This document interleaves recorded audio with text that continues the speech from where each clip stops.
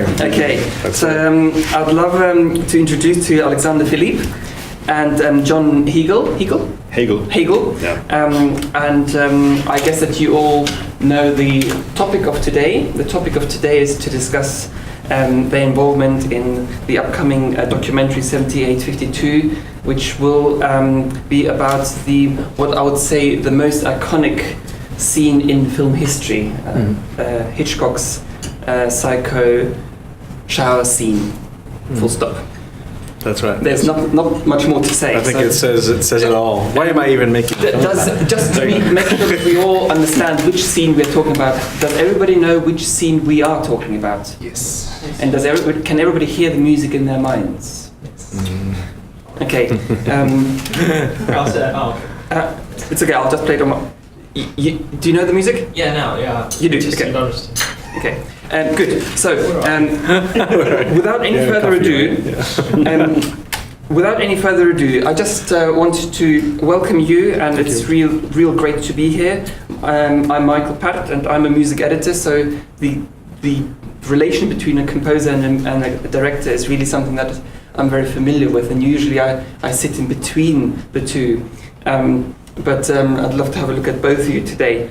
I wanted to just start off with how did you start wanting to pursue this iconic trail? You're talking about the shower scene. The Yes. shower scene. Yes. Well, I mean, personally, I've been obsessed with Hitchcock since I was a kid. I remember being about 10 years old and having these. I had a kind of a Hitchcock salon for my parents and their friends, because of course my friends couldn't care less. So I would play like a Hitchcock movie every week on VHS, and I would do like a little introduction and then do like a Q&A afterwards. And that's really sort of the root for like Hitchcock has always been a part of my life. I think he is the ultimate greatest craftsman that we've had in the history of movies. I think that, and strangely enough, I mean, he is the one filmmaker that people have written the most amount of books about, and yet I feel like he is tremendously misunderstood. I think tremendously. There's a lot of stuff that's missing, really, in terms of we're just now starting to discover the extent of his genius. I mean, I've been working now on this shower scene for 3 years, and I feel like I'm just starting to see things. And I want to keep working on that scene for the next 10 to 20 years. I mean, I'm not kidding. It's going to be, I don't know if it's going to be a series of books or if it's going to be a massive web project, but that scene is, when you start looking at it, the more you look at it, the more you see things. And I feel like it's becoming kind of my calling for a long time now. Okay, wow, interesting. Yeah. That's many years ahead of looking at this amazing scene. Yeah. How about yourself, Jon? How did you come to this project? Alexander and I have worked on several projects over the last 10 years, and he called me up, I think I don't know if it was as soon as you started working on it, but pretty much. But yeah, shortly after, and said, I'd love you to come and do. We worked together on a documentary called People versus George Lucas about 5 years ago or something like that, 6 years ago. And I got to. It was great to get to work on that about Star Wars and about George Lucas, and it was nice to be able to transition over and do Hitchcock and a score partially inspired by Bernard Herrmann, but we turned it into our own thing, and it's been a great experience. Herrmann, I guess, is coming back to this current project because he's obviously the composer of the movie in question, Psycho. Yeah. If we stay with the score, back in 2014 on the Soundscapes, was that the time when you were first here in Estonia? And it was I was here in 2014 exactly. Right. Yeah. It is a leading question because you just came back from scoring from a scoring session for your current documentary. Yeah. When did that start, and how did you come about with this idea to score it here in Estonia? Well, it was the Estonian Music Showcase 2 years ago, which really blew me away, and I mean, just the caliber of the musicians was extraordinary. And I spoke with Sten Salavier right after the showcase, and I just told him how blown away I was, and he just said immediately, he said, well, you should come to Estonia and record your score for 70/50, because we were already working on the film. And so I mean, I was like, sure, let's do it. And so we stayed in contact, and as the project progressed, we took it more and more seriously. And I mean, the bottom line is that I think the caliber of the musicians that we have, I mean, we're just like on cloud nine right now. We're thrilled. We've had just 2 days of recording, and it's just wow. We're so happy. He called me up like 2 years ago, right after the Estonia Film Festival, and just said, we're going to go to Estonia to record the score. And I was like, well, okay. Where it was on the map? Yes. I knew vaguely where it was on the map. Just I couldn't be happier with. I mean, I think there were a lot of recording. reasons to be nervous, because we didn't know the musicians, and we had to trust a lot of people that it would work. But after, I mean, like when they started playing that first track yesterday, like probably within 30 seconds, I just instantly went like, okay, it's gonna be fine. Yeah. And did you manage to record everything, and is everything in the bag? We have 2 more days. 2 more days. We're about halfway through. Yeah. Great. And in which way does the score look like for the documentary film? What parallels are there with Herman's music? And in what way is the film, this is a question to the both of you, also structured? And is there some of the shower scenes that are part of the documentary, that newly filmed, or how does it work with relating to the original music? We have avoided trying to imitate the shower scene music. So far, we might have talking about a few echoes that we might record, but trying to avoid that. In the Bernard Herrmann score was initially a big, and still is a big influence and a big kind of starting point. We decided right away that sorry, I'll back up. The score to Psycho is all strings. It's a string orchestra, no woodwinds or brass or anything else. So we wanted to go with that initially from the get-go.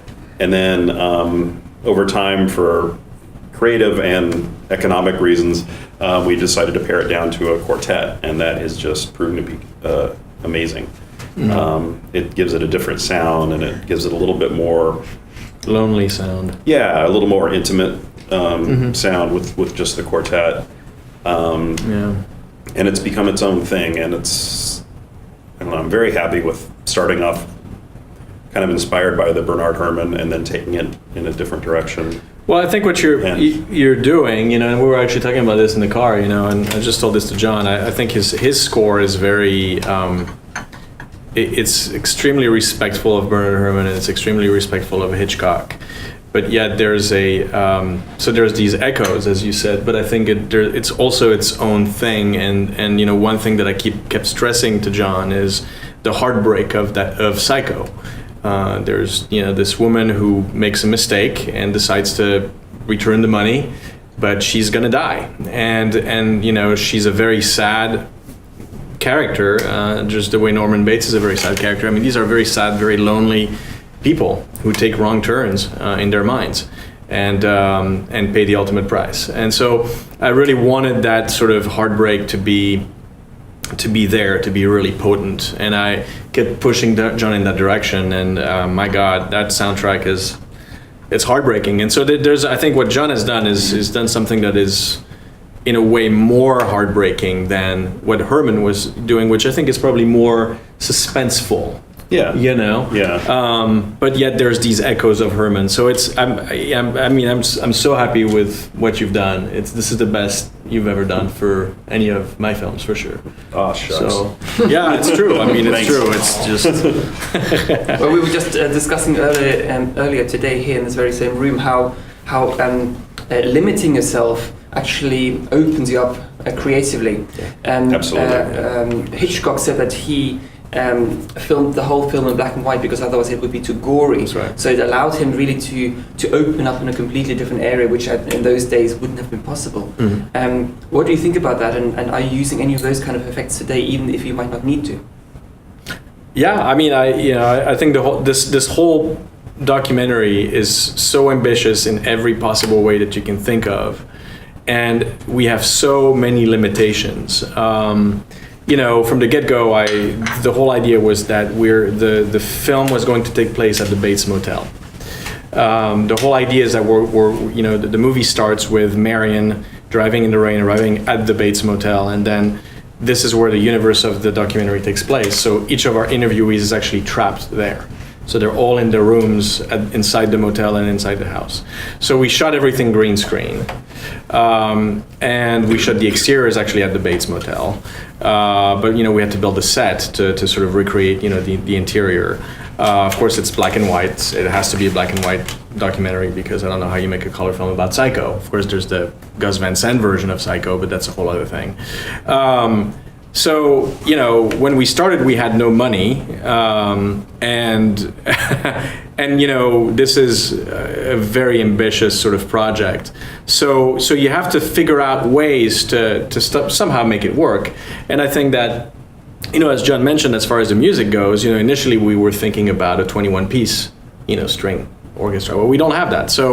So how do we still achieve what we want to do, which is this sort of lonely sound? Well, the string quartet was the solution, and we had to, we still had to not cut corners, but we had to make strategic decisions to still make this film as epic and big as it's big. It's the biggest thing I think we've ever done, but it also has had the most amount of limitations that we've ever had, and I'm really proud that we're finally seeing the light at the end of the tunnel. And the limitations on the going to a string quartet was actually huge as far as creativity goes, and as far as being able to the expression of it. And I know it almost sounds like a cliche, but it really is. It was able to bring out so much more emotion and creativity, and I'm just incredibly pleased that I had the limitation of reducing it, and not to mention the fact that it also freed me up from if we had the full string orchestra of feeling like the movie is trying to sound like the original Bernard Herrmann score, Right. And that would be great in a way. I would love that, but it also I didn't fall into that trap as easily. Does that make sense? I mean, I think it's I think to go back to this idea of limitations, I've always had limitations my entire life with, never having enough to do what you really sort of have in your mind. And in a way, I sort of hope that continues, because I think that's the best way that, look at what happened to George Lucas with the prequels, He had no limitations. And, Phantom Menace showed up. But we're not going to talk about that. Yeah. When you have a documentary and you can invite anybody to be part of it, how did you make the choice to invite the people that you have in your documentary in front of the green screen? Okay, well that's another limitation. Oh my God. It's, when you're dealing with Hollywood and Hollywood bigwigs, it's really, really difficult too. Some are actually surprisingly friendly and easy and nice to deal with. Others will drive you crazy, and you have to chase them for a year or a year and a half, and then sometimes you'll even get a no at the end of that, a year and a half, or they'll just poof, disappear. So you go for always, a combination of sort of the talent. I mean, we were very lucky that our very first interview was actually Marley Renfro, who was Janet Leigh's body double in the shower. In fact, basically every single shot that you see in the shower, where you don't see Janet Leigh's face, is actually Marley. So most of the shots in the shower are actually her. So she was kind of essential, to have. But we have anybody from Guillermo del Toro to Peter Bogdanovich, Walter Murch. Obviously, we had to get a lot of great, heavyweight editors, and we have many of them. Jamie Lee Curtis, who's Janet Leigh's daughter. I don't know if everybody knows that, not necessarily. to, of course, a number of, Hitchcock scholars, Eli Roth, so it's a combination of people who were either involved with the movie, there's very few left, to people who are really knowledgeable about the topic, like Stephen Rebello, who is the author of Alfred Hitchcock and the Making of Psycho, which became the movie Hitchcock, so extremely knowledgeable about that scene. To horror filmmakers. Danny Elfman talked to us about the score because he actually re-recorded the score for the Gus Van Sant version of Psycho. But Gus Van Sant wouldn't talk to us because he's supposedly self-conscious about his version of Psycho, and that's too bad. Even though I said, look, I just want to talk. I just want to talk about Hitchcock. I don't want to talk about your version. Or Brian De Palma, who said, quite frankly, I'm not interested. I mean, that's kind of heartbreaking. Brian De Palma, whose entire career really is, Well, yet the lineup of who's featured in the documentary is very impressive. There's one particular name that stood out in my eyes when it comes to talking about music, and that is obviously Walter Murch, because he is a person who is a craftsman at editing a picture and editing music. That's right. And I think he's the only one up to date who's received awards on both of these within the same film. Apart from the fact that I really want to know what he said during the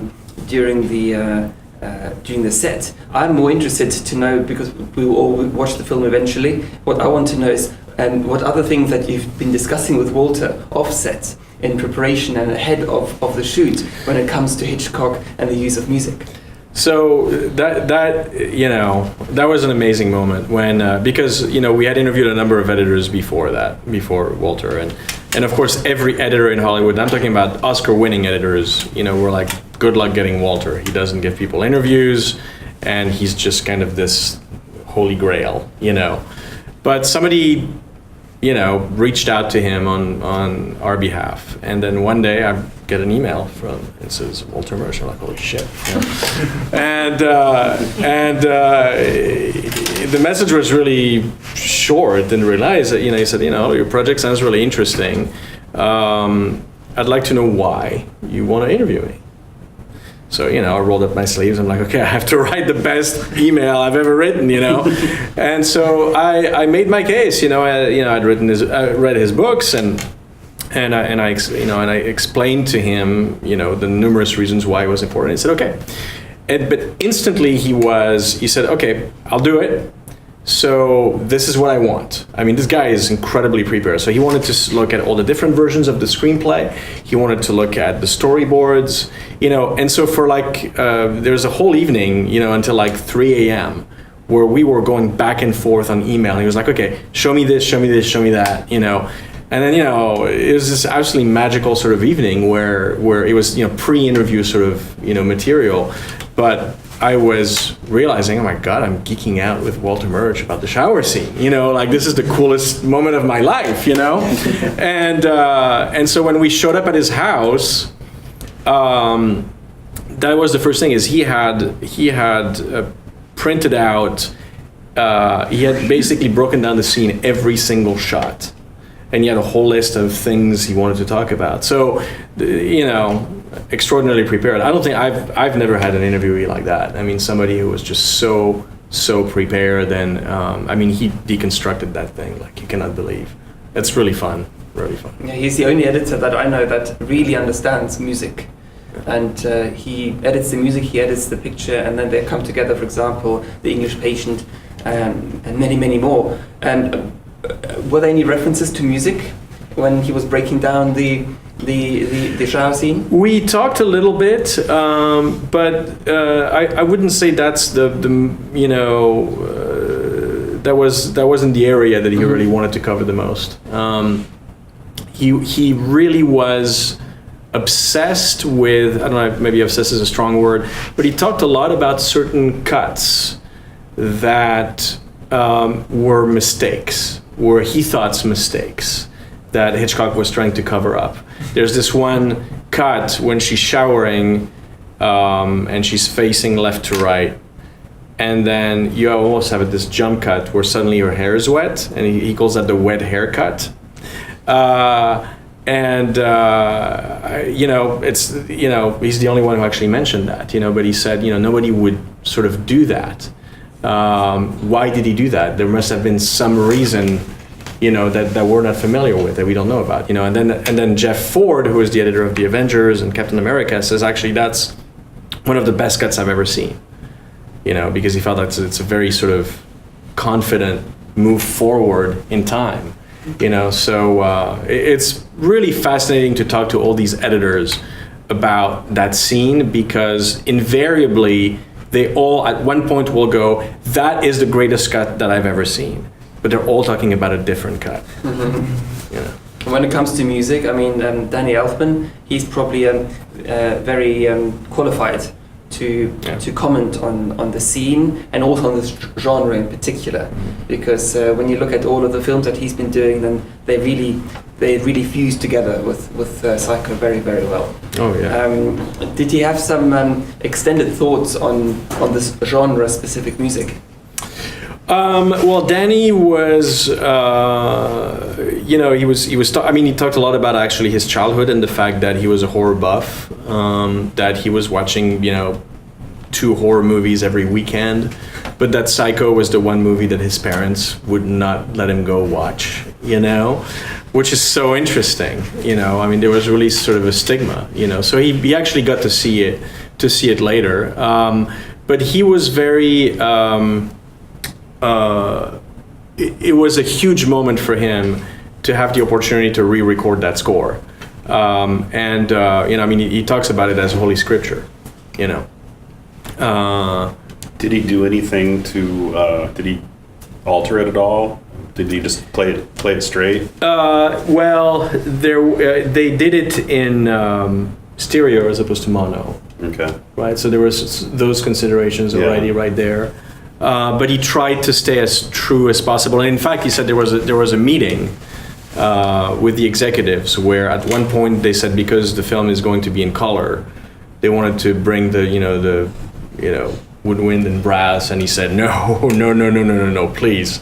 He's like, please don't make me do this. He actually has this great line. He says, I had what was the line? So I had these visions of the ghost of Bernard Herrmann coming at night and says, "You little asshole, what have you done?"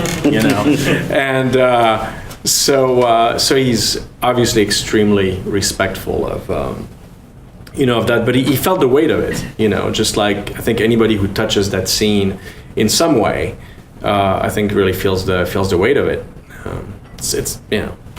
It's as you said, it's the scene. Yes. Coming to the film music of this particular documentary, how have you been working together to define what musical language you want to express, and what did you spot? What is the general arc of the music for this documentary? The general arc. How would you put that? Well, the movie is actually structured after Psycho, in the sense that 45 minutes into Psycho, obviously something happens.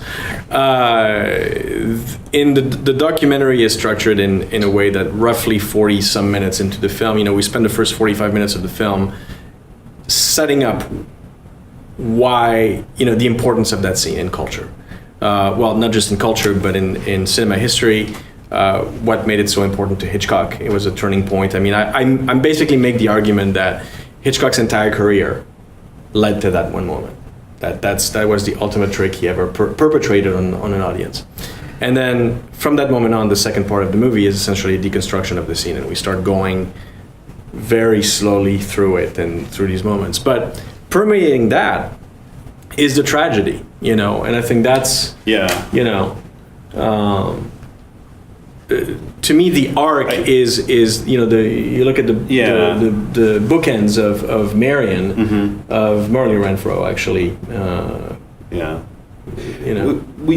I think when I first began, I was approaching when we first talked about doing this movie. The idea was that we'd be sort of watching the shower scene over and over, and sort of almost doing like variations on a theme, where you'd show it one way from one person's point of view and then show up from a completely different point of view, and the music would play along with that and vary and grow and expand as it went along. As the movie got made, it went a different direction, and in a lot of ways, I've been working on the music for quite a while, off and on for the last couple of years.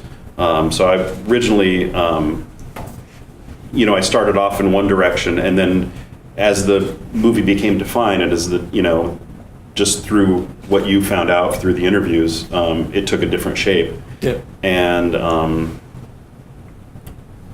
so it became more of a story about heartbreak, and so the original cues I did that were a little bit more about based on a theme of the murder became more of sadness and heartbreak. What is the function of music? This is a more general question and doesn't necessarily need to be part of this particular documentary. What is the purpose of music in a documentary? It's a much broader subject, but how can you relate to it with your experience? Because it's a little bit different from a feature. Or is it? I don't know. I'm not convinced it is. Yeah, I don't feel like it's. I mean, it's different in that, depending on the documentary, you'll have, you won't have as much.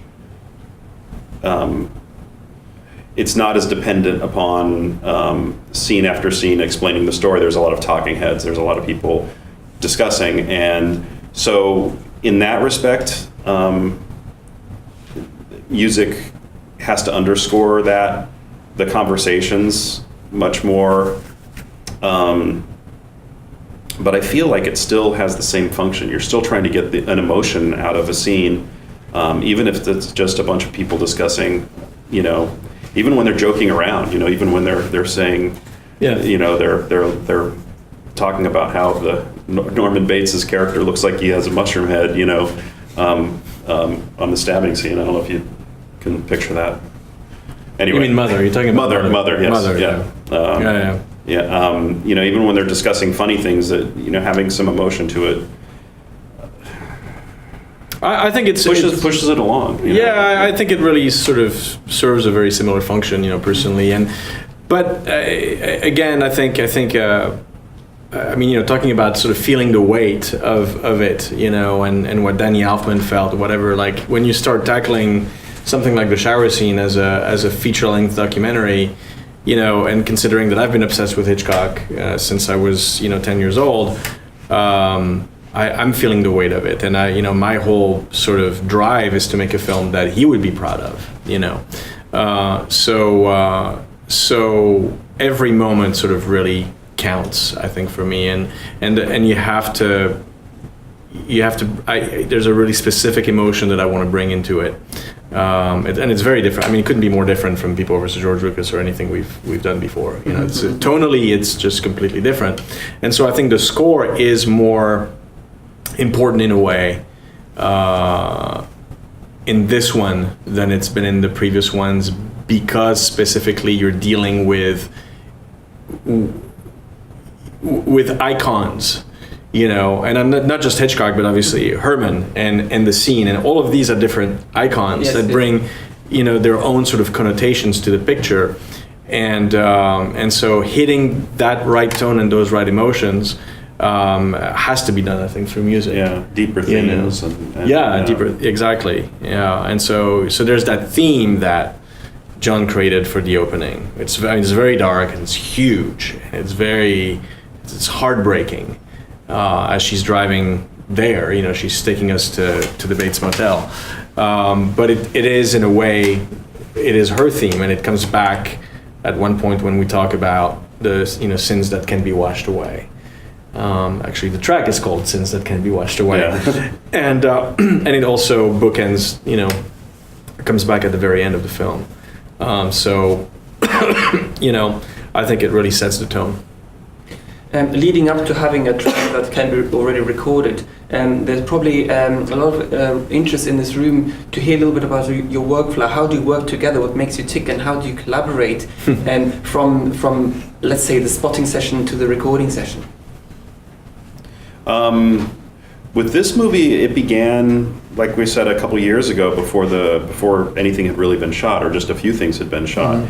And we talked about it, and like I said, we had a discussion just sort of about the themes and what we were hoping to get out of it, and I started playing with music then, and then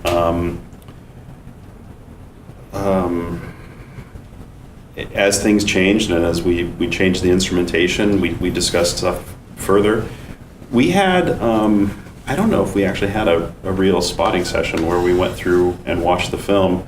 We did it because the film kept changing. The film kept changing. That's the problem. We had a discussion for several hours about a year ago where we went through a bunch of stuff, and then we ended up. A lot of it just ended up changing as we went along, and but I mean, over email, over phone calls, over me sending him tracks, him sending me video, and discussing, and I'd send him tracks, and he'd say, "Yeah, you're not getting it. That's not what I'm going for in this scene at all." And so I'd go back and rework stuff, or the opposite, where he would listen to a take and go, "That's not what I was going for." But wait a minute, I think that'll work here, and then kind of taking that to a finding something else, finding another emotion in something, or finding something else that would work. So, and I'm doing stuff on my Mac, just using Logic and writing a lot of temp stuff there, and so I mean, it's the workflow is just pretty basic. Nothing amazingly innovative in that respect. I mean, it's a very organic process. I mean, I think that's the beauty and the frustrating thing, I think, with documentaries, is that it's this constantly sort of evolving thing, because you have new interviews, you have new materials, you have new discoveries that will start changing, reshaping scenes. And I actually feel for Jon that, you write these great tracks and then suddenly you have to retime them, and it's difficult. It's also really nice to be able to write music for a documentary. I mean, I think a lot of people will just bring in other music or pull in stuff, or have a vague, some stuff recorded vaguely for the movie and not for specific scenes, and being able to write for specific scenes is it's pretty cool. It's a pretty nice luxury to have, in a way. What musical parallels have you taken from Herman's music, or musical style, or style of composition? Have you? I started off doing that. He does a lot of in the psycho music, and not in the shower scene. I'm pretty much avoiding that. But throughout the piece, I mean, he does a lot of thematic where the violins will play a short 3-note theme, and then the violas will duplicate that, and the cellos, and it'll kind of a call and response thing. And I was initially doing, I think there's still some of that left in there. A lot of building where there will be a few notes on the cellos, and you add the violas, you add the violins, and you add extra harmonies, and kind of builds, and then falls away. Kind of just a lot of repetition, and tension building, I think, as well. Yeah, tension building. Yeah, and I think a lot of the tension is built through doing that. And so I think initially I started with a lot of that, and I think a lot of that's still there. And it's kind of grown into its own thing since then. Wonderful. Does that make sense? Yes, it does. The thing is that cut is always a big challenge to any composer. But in a documentary even more so, because whole chunks appear out of nowhere suddenly. as opposed to a character being written out or edited out. That's so true. I can only imagine. Yeah. Is it something that you've had previous experience with documentaries? Is your current project different from how previous projects have been working? Have there been new challenges? This one's been hard. I'm not gonna lie. I mean, this I went through a really hard period about 10 months ago where there were so many challenges that I was having anxiety attacks every night. I mean, I had to call 911 3 times and thought I was dying. I mean, I'm serious. It was just really it's a really hard documentary to make. I feel like we've been constantly sort of facing this humongous mountain to climb. Technically, in terms of what I was trying to accomplish, we're not even going to talk about all the clips that are in there, and fair use and all of that. Just the legal challenges of making a movie like this are just staggering. So yeah, it's been hard, but so rewarding to finally see it. We're almost there. Where would you like to send this ship off to? I mean, well, we've been talking to Sundance and Berlin. That would be one of those would be an ideal world premiere. Mm-hmm. But we'll see. We should know hopefully very soon now if it's going to be one of these two. If not, it'll be somewhere else. I have no doubt that the film will have a very healthy festival life and really good distribution and broadcast life. And we've been working with the right people. I think we've learned a lot from our mistakes in the past. We have Arte on board as co-producers, which is very, very exciting. We have Kino Smith in Canada. And again, I feel very strongly that this is it's on a whole other level than anything we've done before. So, hopefully people will feel the same way. I feel like we've done our job, at least almost up half. our Yeah, job. Still have half the score to record. That's so. right. Fantastic, Yeah. fantastic. Well, today our session here is not very long, so before we get to the questions that could come from the audience, so get prepared. Yes. Can you tell us a little bit about your projects up ahead of what you've planned, or are there any plans of future projects? Always. I mean, well, there's several things. There's one is an animation documentary hybrid that we are starting to work on with Paul Sullivan, who is the art director of the Book of Life. And if any of you have seen the Book of Life, it's just tremendous animation film. It's about the origin story of the Frankenstein's monster and the modern vampire, which were actually born the same night in Switzerland. So that's one project that we're starting to work on. I really want to do more Hitchcock documentaries. I would like very much to do a trilogy. If this one works, then I want to do one on Vertigo and one on the birds. I think that'd be really fun to do. And there's some other things. We're also talking to the Smithsonian right now about making a documentary on the ruby slippers from the Wizard of Oz. Mm-hmm. More sort of course, pop culture, cinema. What about you, Jon? My next project is going to be taking a vacation. I should do that too. Yeah. Once I'm done with this, I don't have any other composition projects lined up right after this. Yeah, so filmmakers, you got to talk to this guy and give him projects. Yeah. Yeah, sometimes having a legal vacation is very good.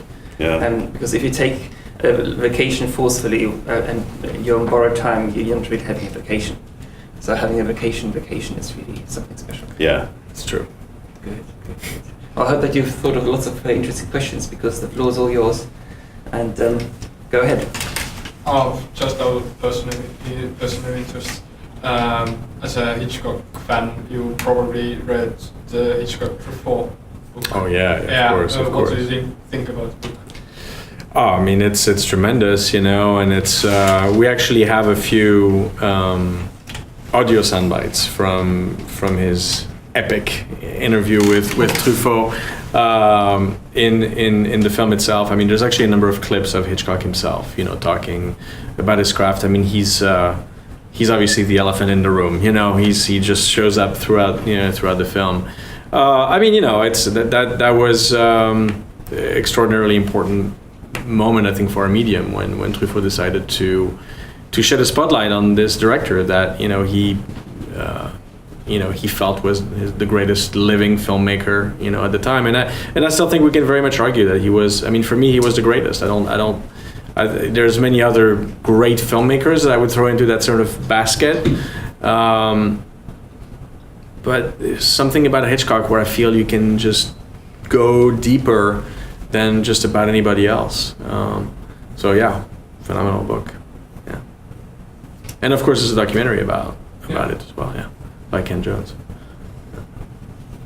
Well, I have a question for Hegel. I just wanted to ask you, how different is the experience of really writing music for each scene in this documentary to, like you said before, that there are cases where people just create certain pieces of film scores that will then the film editor basically cut here and there, and it's quite intense. It's and I haven't done a lot. I didn't do a lot of picking out individual. This cue has to go exactly with this cut. And I didn't do a lot of that. There's a few little things that I've done because, like you were saying, the interviews end up taking longer, or the edits end up changing. So it's minimal what I did with that, but they're effective.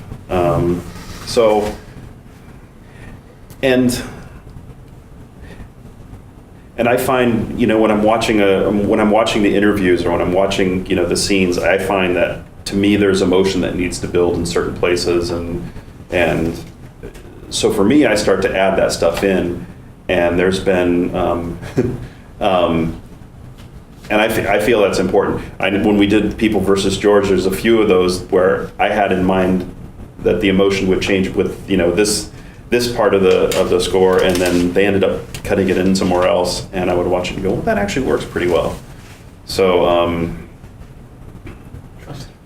Yeah, I mean, I would kind of do it the way I wanted to, and if they ended up cutting it differently and it worked, then that was good, Yeah, and actually our editor asked us to, if we had the time on a lot of the tracks, to see if we could record some, for instance, just the first violin, or just the viola, or just the cello, so we could maybe use those separately. And we have. I mean, because the music editor, is a key to that, getting somebody that knows what they're doing and can make that happen. That's right.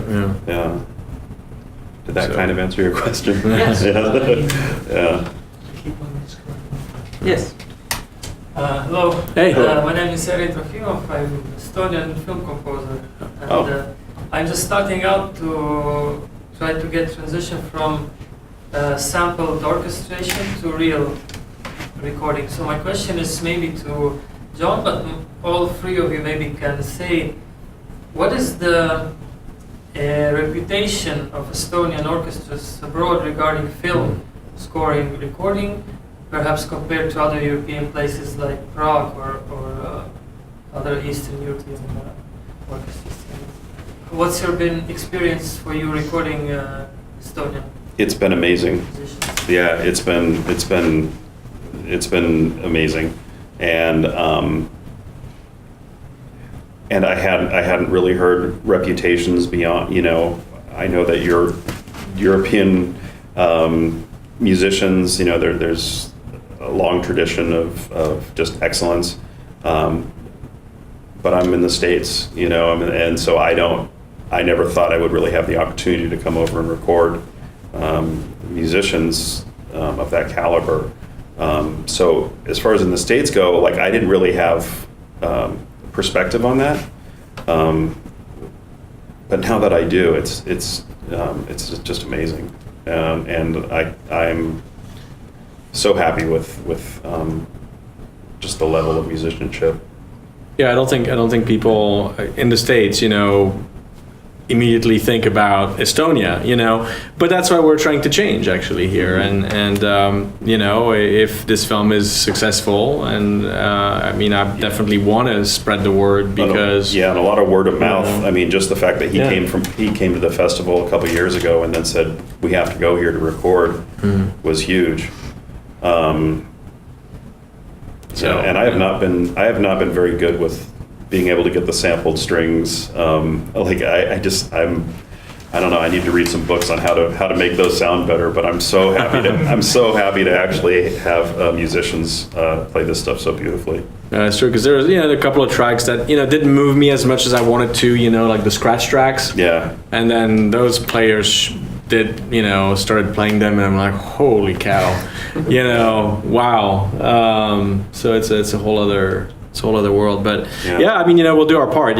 Sadly, documentaries, it's not going to make $200 million at the box office, right? So we're not going to be able to put a huge spotlight on Estonia, but little by little, I do want to, hopefully encourage more filmmakers in the U.S. to do this, and hopefully we'll get some press about it, and any festival that I go to, I will be able to say, this is what we did, and this is why we went to Estonia, and hopefully other projects will start doing it. It'll eventually snowball. But again, you guys are second to none.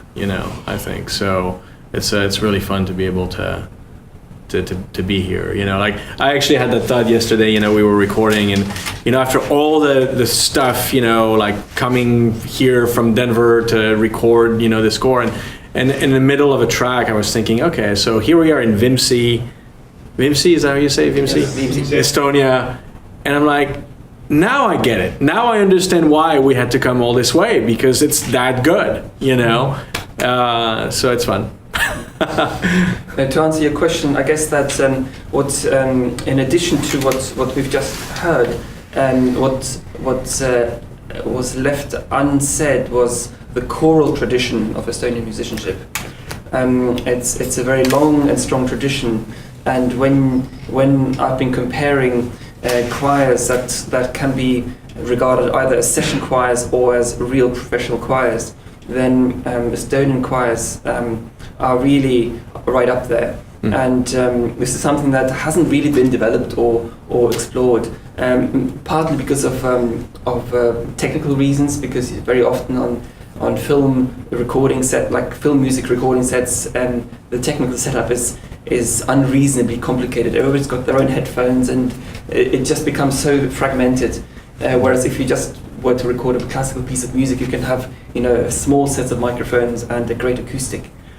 Secondly, we do have great acoustics here, but those churches very often have thin stained glass windows, and behind that there is some big garden or some traffic. So that also doesn't really help. So we have the concert hall, and maybe some other churches, and depending on what time of the day you record, you could get some great, for example, in Nigulise Kirik, you can record some great acoustics. I don't remember what the acoustic is like. I think about 6 to 8 seconds. It's 7 something. 7 seconds, yes. So it's incredible acoustic, but it's an old church with thin windows, and it's in the old city. So if you get that, the organization of things right, then you've got also great acoustic. So the potential is all there, and what it doesn't have, unfortunately, is kind of the reputation of just a one-stop shop for film music, like you do have in LA and London. Right. But there is no need to compete with that, and with what we have, we I think have here much more than many of the others can offer. So in your case, I think that's very good to hear that it worked out. Oh, we'll come back. Believe me. Yeah. I was actually thinking, if PÖFF wants the film next year, I think it would be really special if we could do a screening of 7852 with live music with the quartet that we used. Great. So I will pitch that to the festival and see if they go Sounds for like a it. plan. So be here next year. We've got still time for a few more questions. Yes. Jon, do you have a favorite film soundtrack? Do I have a favorite film soundtrack?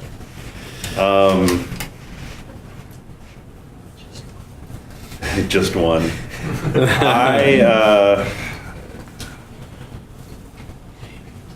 I don't even know where to begin.